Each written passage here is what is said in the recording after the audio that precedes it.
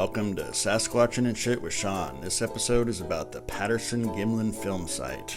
And I know it seems like we mostly just do weird ass shit out here that has nothing to do with fucking Sasquatching, which is true, but when we're not performing odd dick burning ceremonies or getting our dumbasses injured and shit, or driving around gathering dick chi, or doing whatever the fuck this is. Oh yeah, mind controlling a drone, and now that I think about it, I'm pretty sure some of this shit has something to do with the fucking weed Swede. Hello, is there a Bigfoot in there? Oh, fuck. Fucking weed Swede. Anyway, wait, what's this fucking episode about? Oh yeah, anywho, when we're not doing that other shit, we actually do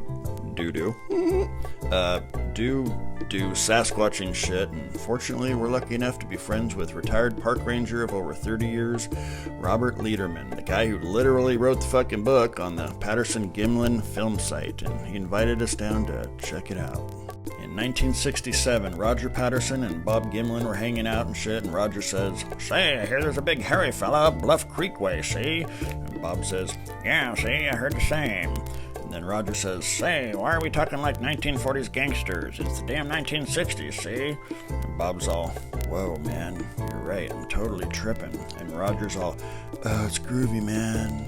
Peace and love and shit." This is getting fucking stupid.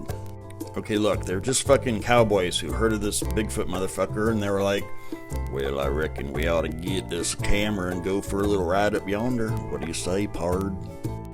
And the rest is history. They came back with this here footage, which has been tested and scrutinized and debated ever since. But whether this creature's swinging boobs were real or not is not what this episode is actually about. This episode is about... Wait, what is it about? Oh yeah, sorry, I was thinking about those boobs. This is about fucking science and shit. Is it though? No, this is about a man's passion to find some actual truth about this subject. I mean, can it just be about boobs? Wait, what if we made it about dicks? No, that was episode 1. Anyway, we arrived at the trailhead and began hacking our way in, and hiking with Robert is like hiking with an encyclopedic tour guide. Point at a leaf and he's all, "That's a Wilhelmina Bing Bong leaf and it'll cure herpes." Or you see poop on the ground, Robert's like, "That's the fecal matter of a blue three-eyed jackalope with a hemorrhoid and a missing pinky toe." Seriously, that's a thing. Anyway, but it is Jurassic as fuck out here, and therefore not hard to imagine dinosaurs, let alone jackalopes or a Bigfoot, and we feel privileged as fuck to be able to see this place. The Patterson Gimlin film site is like the Bigfoot Holy Land. Like for Christians, it'd be kind of like identifying the exact site of the cross and crucifixion, or for Buddhists, finding the location of the Bodhi tree under which the Buddha attained enlightenment. Or for flat earthers, it'd be like finding a fucking globe. But anyway, I don't judge, I don't give a shit what people believe, but there's something to be said about having a very open mind, but tempering it with a healthy amount of skepticism. And that's one thing I appreciate about Robert. He's not saying there is or isn't a Bigfoot. He's saying if there is, then it was filmed here, and if not, then this is the site of an infamous hoax. Either way, it's fucking cool to be here. One thing that's out here for sure, some big ass fucking bears, as is evidenced by all these tree scratches and footprints and shit. Here's the weed Swede tripping on a beam of light. Dude, just go in it. I don't know, man. Something might happen. Dude, what could possibly... Whoa, what the fuck? Let me try that. Holy shit. Dude, what if I stick my... Never mind. Anywho, moving on. Hi-ho, hi-ho. It's off to the Patterson Gimlin film site we go. Hi-ho, hi... Whoa, shit. Anyway, you gotta cross a stream now and then so the bears can't track you and eat your face off, and you know you're almost there when you see this janky little sign. Maybe someday there'll be a plaque or some shit, you know, like how national forests do. Well, I have tons of footage of us bushwhacking and Robert showing us shit, but I just wanted to show you this little guy here because he fell directly out of a bear's butt. No, don't be a dumbass, but I will say this area is like a fucking super highway for bears. Tracks and literal shit everywhere, but alright, let's just get there, shall we? And here we are, the site itself. It's marked with a little stone bench, and they built a platform about where Patterson took the film from, because Bluff Creek has since eroded the bank away. Anyway, his camera was pointed that-a-way. So yeah, Robert spent 2 summer and fall seasons searching, employing his ranger skills and shit. And then in 2012, he brought Bill Munns, Daniel Perez, and some other Bigfoot researchers down here. It's actually pretty impressive because, as we know, everything is subject to change, and the changes that occur in a forest can be huge. So, I mean, he's fucking triangulated and vectored and did all the maths and shit, matching up anything that still remains and comparing it to the old footage, mostly old stumps.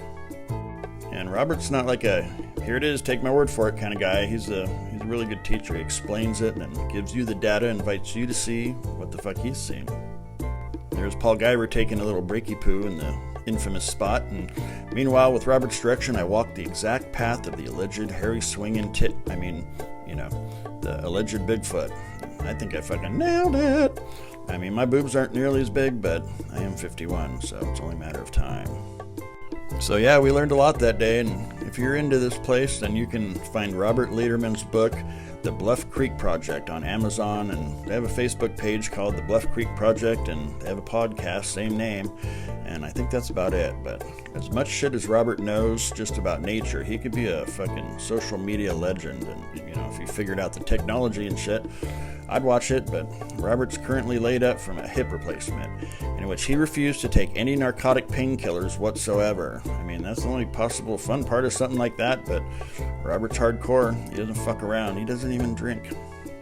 We consider ourselves lucky fucks to have been able to see this place and to meet Robert. And other than, the fact that it's along Bluff Creek, I'm not going to say exactly how to get there. Not because I'm a fucking gatekeeper, just because I don't really remember. But there has been a slow pilgrimage of folks down here, as is evidenced by this log. And then there's this log. We walked down to check out Bluff Creek after Robert left, and we hung out a bit and marinated in the mystery and kind of studied the area, in our fashion. Did some rock hounding and shit. It's a special place, Bigfoot or no, you can fucking feel it. But alas, it was time to go, and we weaved slowly through the verdant tapestries of the forest, a place unaccustomed to man, a place whose laws are ancient and unforgiving. We breathed in the warm, fragrant air, following the thin brown ribbon, adorned with a lot of fucking bear shit. I mean, a lot. And the fucking weed Swede, whilst operating his drone, fell in a damn ferny-ass ditch, and we didn't even know it for a while, and someone had to pull his ass out. Fucking weed Swede. Alright, well, special thanks to Robert Lederman, and I hope you all enjoyed the tour. And if you didn't, then why the fuck are you still watching it? Alright, well, gotta go. Toodaloo.